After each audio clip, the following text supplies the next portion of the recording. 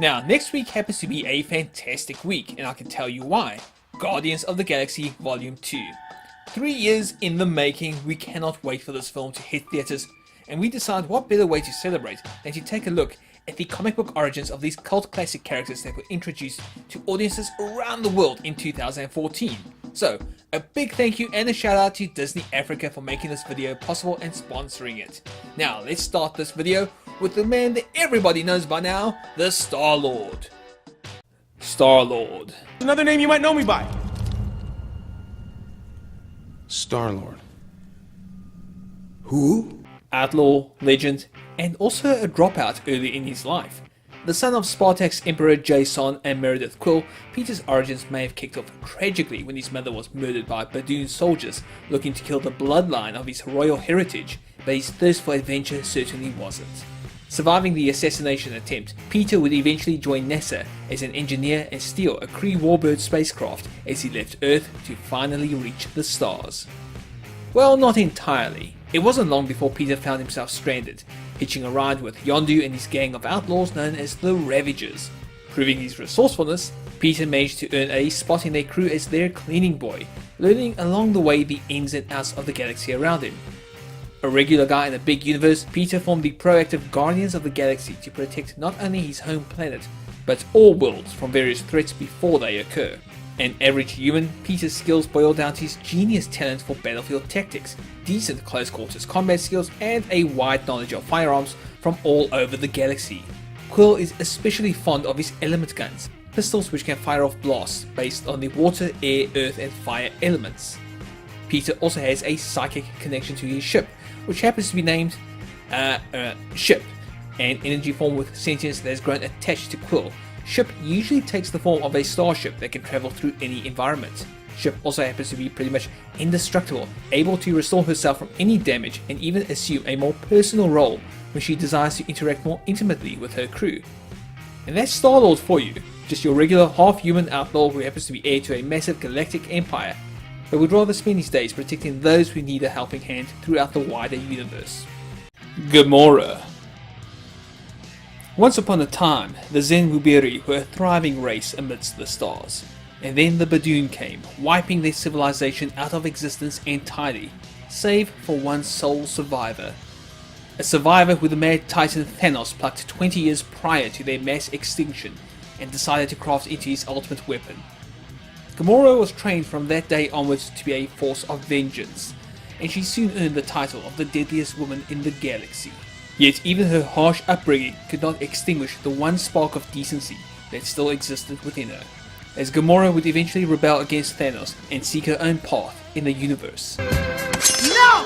What the hell? I know who you are, Peter Quill, and I am not some starry-eyed waif here to succumb to your pelvic sorcery!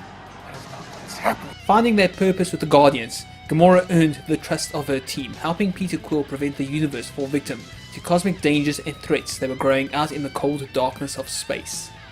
Thanos originally increased her speed, strength, agility, and endurance to levels that would rival that of the cosmic powerhouse Adam Warlock, while also training her in multiple forms of armed and unarmed combat. Naturally agile, Gamora combined all of these skills to deadly effect and became known as one of the deadliest fighters throughout the galaxy. Drax. There once was a man named Arthur Douglas who loved life, his wife, and his daughter most of all. Thanos took all of that away from him, attacking Douglas and his family one fateful night and left them for dead.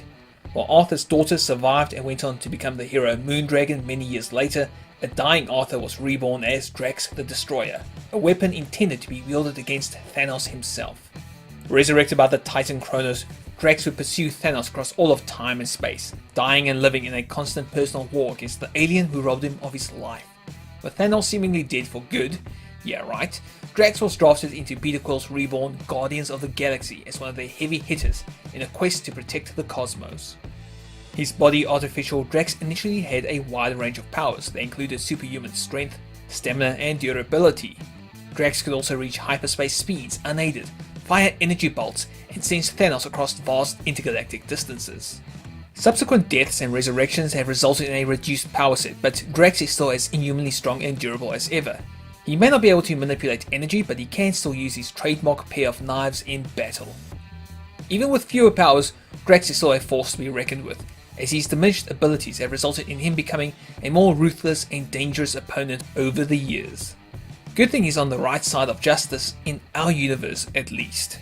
His people are completely literal. Metaphors are gonna go over his head. Nothing goes over my head. My reflexes are too fast. I would catch. Groot. I am Groot. And that's all you need to know. Wait, you want this in English as well? Okay, geez, you guys are hungry for information. Right, here's the skinny on Groot. He's a member of the Flora Colossi race, and Groot is much like the rest of the Guardians, a survivor of his species. Friendly, somewhat naive, and pursued across the galaxy by the Kree for reasons unknown to them, Groot's best pal in the entire cosmos happens to be the surly Rocket. Overcoming the language barrier native to his species, Groot quickly found his place with the Guardians of the Galaxy. A few adventures later, the big lug would seemingly perish, only to be reborn as a sprig offshoot. Eventually growing back to his original size, Groot would find himself trekking across the galaxy and engaging in new missions to help protect life across it. The Guardians would eventually reform, and Groot would once again find himself joining his favourite lifeforms, using his immense floral powers as their primary muscle against threats new and old.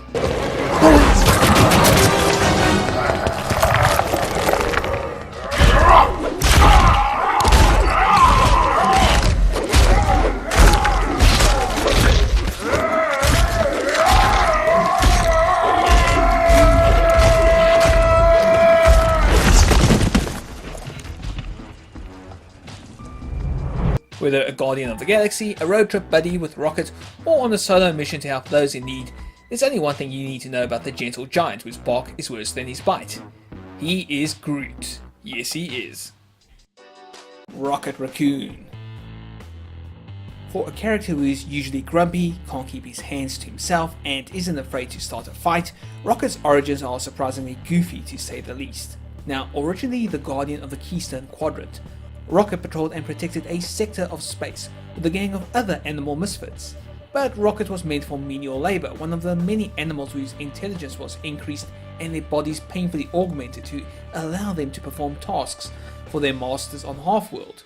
Eventually leaving Half-World after saving the population, or so he thought, Rocket trekked across the galaxy starting fights and earned a reputation as a fierce troublemaker. A reputation that Peter Quill made good use of when he recruited Rocket into the Guardians of the Universe, as he realized that the cranky fella had a gift for military tactics and engineering, even if he was a bit of a kleptomaniac.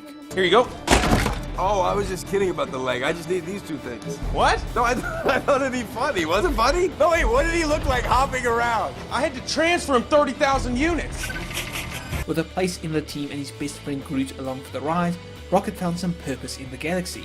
That was until he returned to Half-World and found out that most of his memories were indeed fake, all the result of a grand plan by the Star Thief to earn his freedom from a planet that was designed to house the most dangerously insane criminals around. Rocket eventually defeated the Star Thief and returned to the Guardians, vowing to protect the galaxy once again. Now, not just a foul-mouthed gun expert, Rocket has an uncanny aptitude for machines and can regularly be found combining his love of weapons and engines together to devastating results. Rocket is also a born leader, having led the Guardians in the absence of Quill, achieving many victories while in command. Just don't call him a raccoon, okay?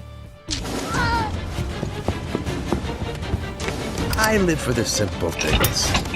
Like how much this is gonna hurt.